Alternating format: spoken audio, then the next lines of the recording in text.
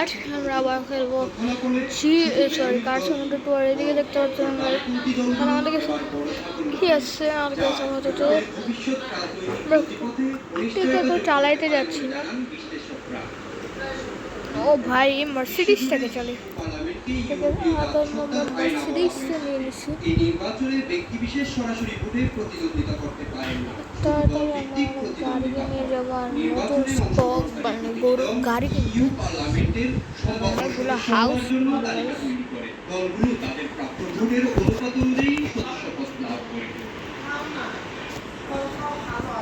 এখানে দেখতে পাচ্ছেন একটু মানে এই হাউসটা তো আমার ঠিক আছে।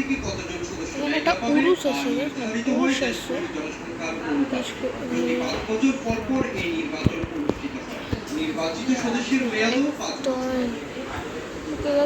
তো কারের স্পিড অনেক বেশি।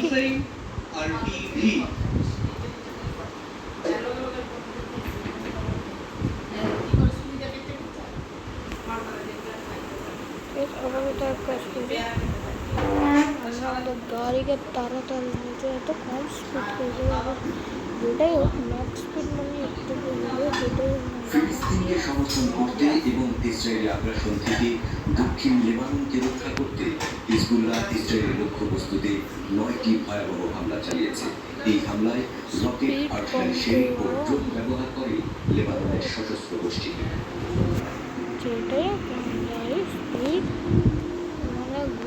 হিজবুল্লাহ যোদ্ধারা শুক্রবার সন্ধ্যা থেকে ইসরায়েলি লক্ষ্যবস্তুতে নতুন অভিযান শুরু করে। হিজবুল্লাহ জানিয়েছে তাদের যোদ্ধারা ইসরায়েলের উত্তরাঞ্চলে একটি সামরিক কমান্ড সেন্টার লক্ষ্য করে অনেকগুলো ফালাক রকেট ছুড়েছে। এক নিরাপত্তা কর্মকর্তা রয়টার্সকে জানিয়েছে এর আগে বিভিন্ন ঘটনায় হিজবুল্লাহ ইসরায়েলের বিভিন্ন লক্ষ্যস্থলে ফালাক 1 রকেট ছুড়লেও এই প্রথম দেশটিতে হামলা চালাতে তারা ফালাক 2 রকেট ব্যবহার করল।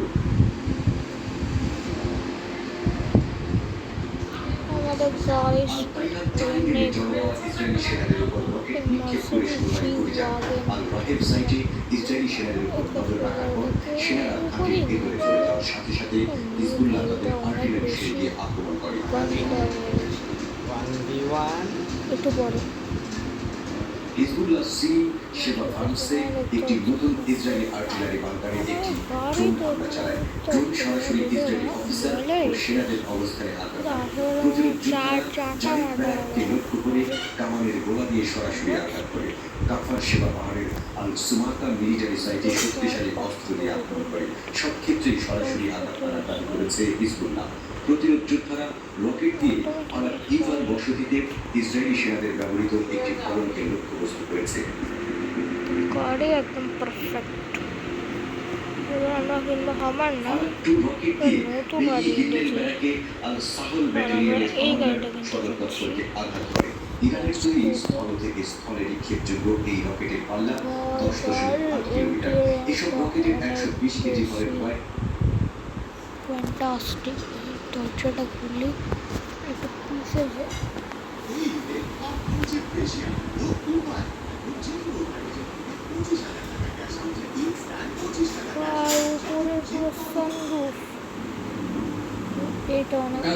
অবসান ও ইসরায়েলি বন্দীদের মুক্তি নিশ্চিত করতে ব্যাপক চাপের মুখে রয়েছেন বেনিয়ামিন নেতানিয়াহু। এমন পরিস্থিতির মধ্যেই পদত্যাগের ঘোষণা দিলেন নেতানিয়াহুর জরুরি যুদ্ধকালীন মন্ত্রিসভার অন্যতম সদস্য বেনি গ্যান্টজ। গ্যান্টজের পদত্যাগকে ইসরায়েলি প্রধানমন্ত্রীর জন্য বড় ধাক্কা হিসেবে দেখা হচ্ছে।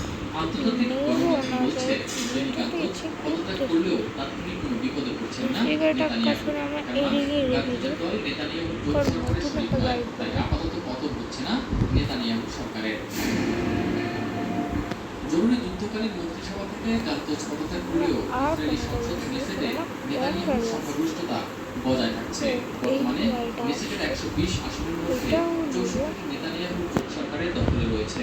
তবে গ্যান্টজ সরকার ছাড়াই রয়্যাল ফিল আছে, বাট আমি এটা চালাচ্ছি না। গত 7 অক্টোবর ইসরায়েলে হামাসের আকস্মিক হামলার পর জরুরি যুদ্ধকালীন মন্ত্রিসভা গঠন করেছিলেন নেতানিয়াহু। এই সদস্যের এই মন্ত্রিসভায় অন্যতম সদস্য ছিলেন বেনি গ্যান্টজ। বলেন নেতানিয়াহু আমার কিনা সেটা বাইরে করতে পারবো পরে। যাচ্ছেন তারা এই সময় আগামী নির্বাচনকে আহ্বান জানান গান্তোস। যুদ্ধের অবসান ও বন্দীদের মুক্তি নিশ্চিত করতে এই গাড়িটা চাপের মুখে রয়েছে নেতানিয়াহু সরকার। ডান্সে এটা নেতানিয়াহুর জন্য যুদ্ধ চালিয়ে এটা যাওয়া আলাদাই বলে মনে করছেন অনেকেই। স্পোর্টস টাইপ এসএম আরিফ, মাই টিভি। উপরে এটাও কোনো সানরুফ নেই। এগারো তো নর্মাল গাড়ি, এটা নর্মাল গাড়ি, ট্রিপের গাড়ি। তো গাইস আজকের ভিডিও তাহলে একটু পর্যন্তই, because the video is so very long, so আসসালামু আলাইকুম, আল্লাহ হাফেজ। প্রেসিডেন্ট ভ্লাদিমির পুতিন, তাও একটি নয় দুটি ঘাঁটিতে, অর্থাৎ